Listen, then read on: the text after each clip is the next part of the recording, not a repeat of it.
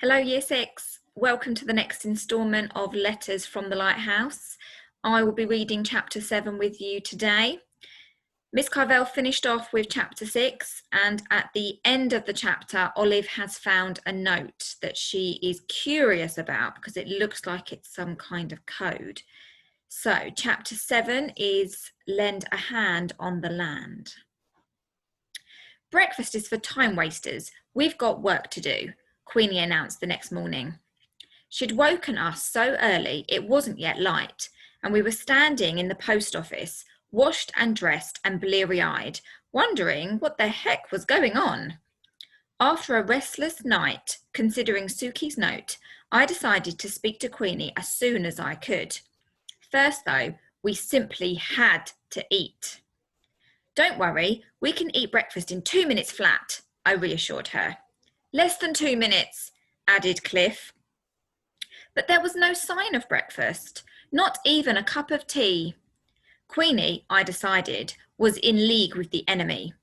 No one British would starve children like this. As for time wasting, I wasn't sure how she'd tell. The clock on the wall above the counter said 2:10 and was as dead as a doorknob. Yet, despite my reservations about Queenie, the shop itself looked normal. Rows of pigeonhole-type shelves to hold mail lined the walls. On the counter sat enormous weighing scales and a box displaying hair combs for sale. It was the sort of place that sold anything and everything. The stock stood at the very front of the shelves, hiding the empty space behind. There were tins, shoe polish, peas, pilchards, packets of soap flakes, dried beans, broken biscuits by the bag, and, I gulped hungrily, a glass-domed cake stand. On it were currant buns, yesterday's at least by the looks of them. As Cliff ambled over to inspect the buns, I seized my chance. I need to talk to you, Queenie, I said, dropping my voice. About my sister. She's got a boyfriend, and I think they might have been planning to run away and... Good grief, Queenie interrupted sharply. Don't tell me Gloria is sending her here too. What? I was confused. No, I didn't mean, all right, have one, she called to Cliff, who, having lifted the dome off the cake stand, now had Queenie's full attention. I wanted to ask her what she'd meant about Suki. It was an odd remark to make about a friend, but the buns took over. True to our word, they didn't last 2 minutes. That morning, I started my delivery job. In daylight, Budmouth Point looked prettier than I'd supposed. It wasn't a dump, like Esther had said. There was a school, a church, a baker's shop, rows of little white cottages set into the hillside. Most of the larger houses were on the main street, which ran steeply down to a harbour. Beyond it, perched at the end of a long cobbled wall, was the lighthouse. I was to take groceries and post to those who, for whatever reason, couldn't collect it themselves. Cliff, being younger and weedier, was to help serve customers in the shop. Queenie made him wear an apron that fell to his ankles, while I had to carry a leather delivery bag. She told us that though today was our first day, she'd expect us to be as quick as the Jensen boys had been because customers shouldn't be kept waiting. Before I went, she gave me 2 extra bits of advice. The first was, ignore people if they stare. It's the Budmouth way. I've lived here all my life and they still gawp at me like I'm an intruder. I wondered if it had more to do with her sweaters. And, she added, if you've ever reason to be on the beach, don't go past the last groin. She meant one of those wooden fence things that ran out into the sea. Why not? Cliff asked. Quicksands.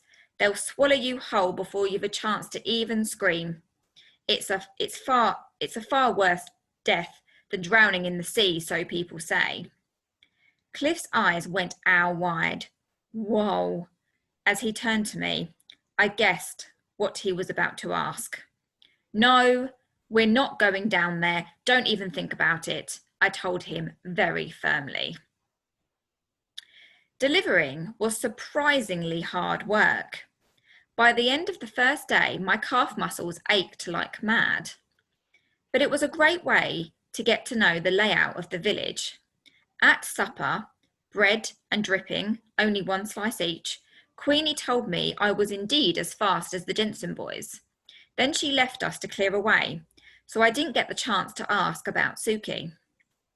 After we'd done the dishes and were up in the attic by ourselves, I decided to show Cliff the coded note. We were sitting cross-legged on my bed. It was dark by then, and the torch batteries were on the blink, but we could just about see the numbers and the letters on the page. Cliff bent over the note eagerly, though it gave me a bad feeling, seeing it again, because I was sure it had something to do with Suki's disappearance. Tatty, isn't it? Cliff remarked. It got wet in the air raid, I explained. What do you think it says? It's not another love letter, is it? He said, holding it at arm's length.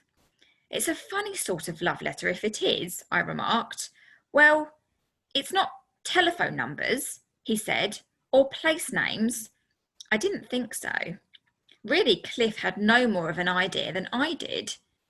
It's probably just a silly joke she had with one of her friends, I decided, taking the note from him.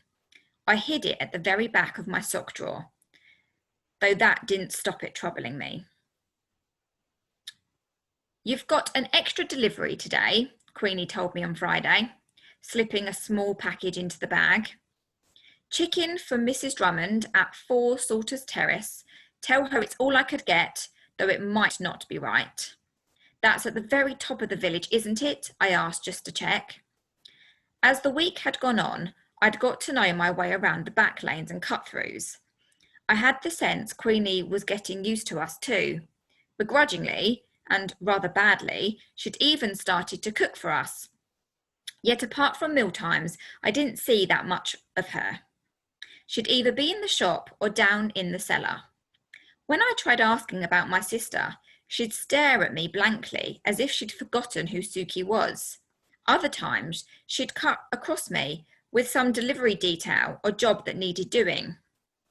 That Friday morning was a case in point. Mrs. Drummond will need to return yesterday's bacon, all right? Dr. Morrison's housekeeper says she'll have it on her meat ration, so if you could take it there, please. Not wanting to carry it all the way around, I left Mrs. Drummond's delivery until almost last. The hill leading up from the village was long and steep, but well worth the climb. The view to the sea was spectacular from up here, and I walked the final steps backwards just to savour it. The lighthouse, painted in red and white stripes, looked like something from a fairground. Even without its light on, it stood out for miles against the grey rocks and dark sea. But then, I supposed, that was the idea, which was why recently the German pilots had taken a liking to it. As they often did when I was tired, my thoughts took a funny turn. Perhaps, like the lighthouse, there were people who were meant to stand out, who were made to be noticed and make a difference. It brought me slap bang to Suki.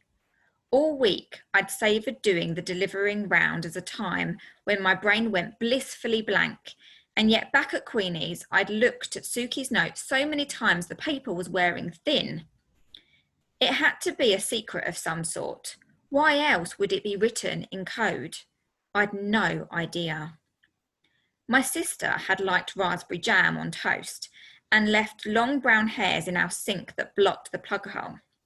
She'd slept late on Saturdays, turned the wireless up loud when a dance tune came on, but when I thought of her now, it was like there was this whole other Suki I didn't know, and it frightened me. Taking a deep breath, I turned away from the sea. Salters Terrace was easy to spot. It was the last row of stone cottages in Budmouth Point. To my surprise and dismay, standing outside number 4 was Esther Jenkins.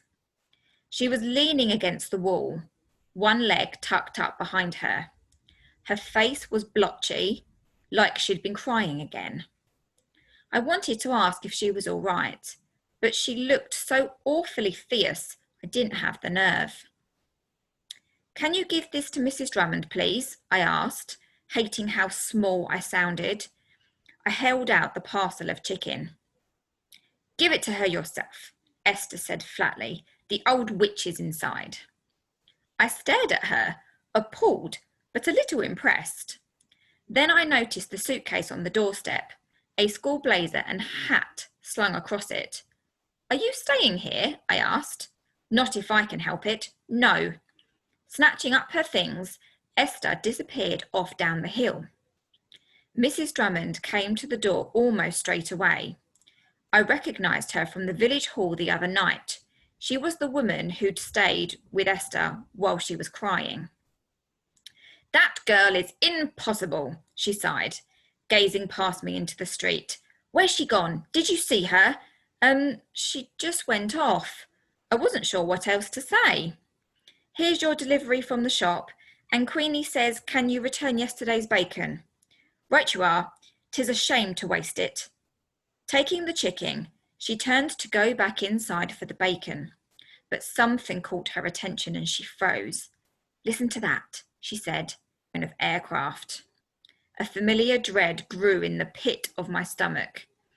"I'd better go," I said and hurried away, anxious to find Cliff. Bit of a cliffhanger ending. So make sure you're looking out for the next instalment. The next chapter title is Loose Lips Sink Ships.